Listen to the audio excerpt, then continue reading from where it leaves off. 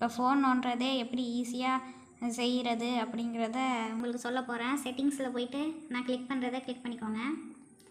Easy touch click பண்ணிக்கிட்டு on பண்ணிக்கோங்க. கீழே மெனுன்னு ஒரு ஆப்ஷன் இருக்குது பாருங்கள்.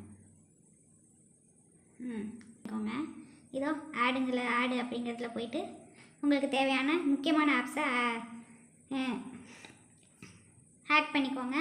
9 ஆப்ஸ்க்கு மேலே அது செலக்ட் பண்ண மாட்டேங்குது. அங்கே பாருங்கள், 9 ஆப்ஸுக்கு மேலே அக்செப்ட் பண்ண மாட்டேங்குது. அதுக்கப்புறமா அங்கே ரவுண்டு மாதிரி அங்கே அதை வந்து டச் பண்ணிங்கன்னா வந்துடும். பேக்குக்கு போகிறது, ஹோம் ஸ்க்ரீனு, லாக் ஸ்க்ரீனு எல்லாமே அதில் இருக்குது. டார்ச் லைட் பாருங்கள், ஹோமுக்கு வந்துருச்சா? இப்போ பாருங்கள், ஸ்க்ரீன் சாட்டும் இருக்குது.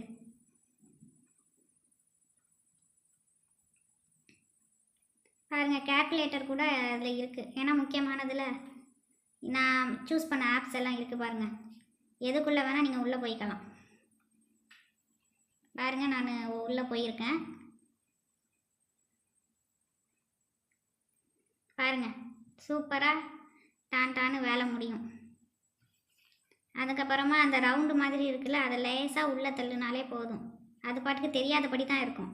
நீங்கள் எப்போ கையை வச்சு இப்படி தொடுறீங்களோ அந்த சமயத்தில் தான் அது வெளில வரும். அதனால் பிரச்சனை இல்லை நம்மளுக்கு.